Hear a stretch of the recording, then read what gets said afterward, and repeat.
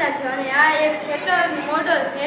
પાક ઉત્પાદન માટે મુખ્ય 7 પદ્ધતિ ઉપયોગમાં આવે છે, જેમ કે ભૂમિને તૈયાર કરવી, રોપણી, કુદરતી અને કૃત્રિમ ખાતર આપવું, સિંચાઈ, નીંદણથી રક્ષણ, લણણી અને સંગ્રહ. અને તેમાં આપણે એક આ ખેતરનું મોડલમાં આપણે સિંચાઈ પદ્ધતિ દર્શાવી છે. Thank you. મારું નામ જોશી જાનવી છે. મારું નામ પુરોહિત વિશ્વા છે. આ સિંચાઈ પરંપરાગત પદ્ધતિનું નામ નેપી છે. આનો ઉપયોગ પહેલાના સમયમાં લોકો પાણી સિંચવા માટે કરતા.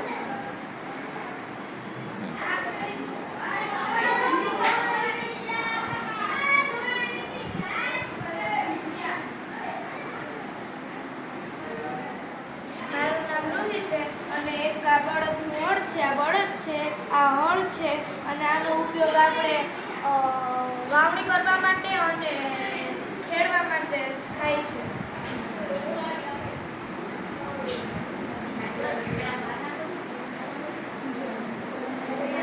મારું નામ પુરોહિત અંશી છે. મારું નામ વડોદરા કાજલ છે. અને આ ઓજારનું નામ હળ છે, ખરપ્યો છે. આ ઓજારનું નામ ખરપિયો છે. આ ઓજારનો ઉપયોગ નીંદણને દૂર કરવા અને જમીનને પોચી કરવાનો ઉપયોગ થાય છે.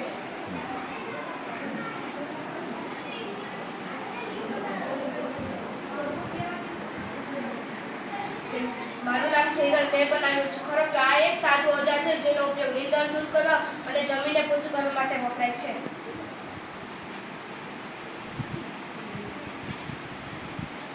અમે ધોરણ 8માં અભ્યાસ કરીએ છીએ. મારું નામ પાઠક જોઈએ છે. મારું નામ જુસ્ક્રિસ. મારું નામ આજે અમે આ ખેતીનું સાધન બનાવ્યું છે જેનું નામ છે રોટાવેટર. આપણે ખેતીમાં બહુ ઉપયોગી છે. આનો ઉપયોગનો ફાયદો એ છે કે આપણે આ છે ને હેઠે પાણા આવે ને તો આપણે એને ચાલુ કરીએ તો એ ઉપર આવી જાય ને આ ઢેફા પર ભાંગી શકે છે.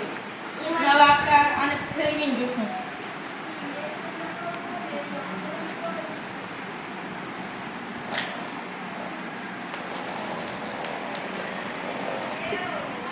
મારું નામ છે પાઠક ધ્રુવ.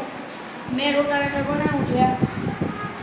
આ ખેતરમાં ધૂળને ઉપર નીચે અને આમાં અંદર પાણા હોય એને પણ કાઢી નાખે છે.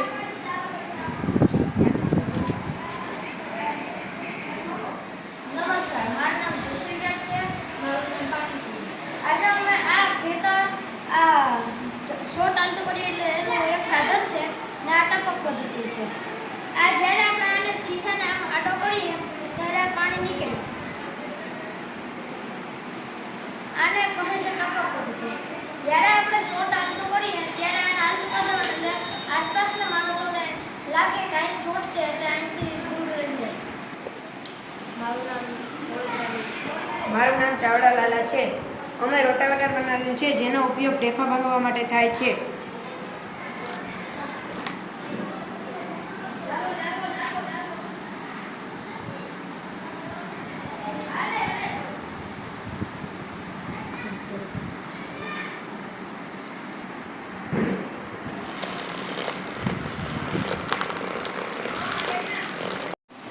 મારું નામ ચાવડા લાલા છે. મારું નામ કેશવાલા રાજ છે. અમે આ દાંતી બનાવી છે જેનો ઉપયોગ ખેતરને ખેડવા માટે થાય છે.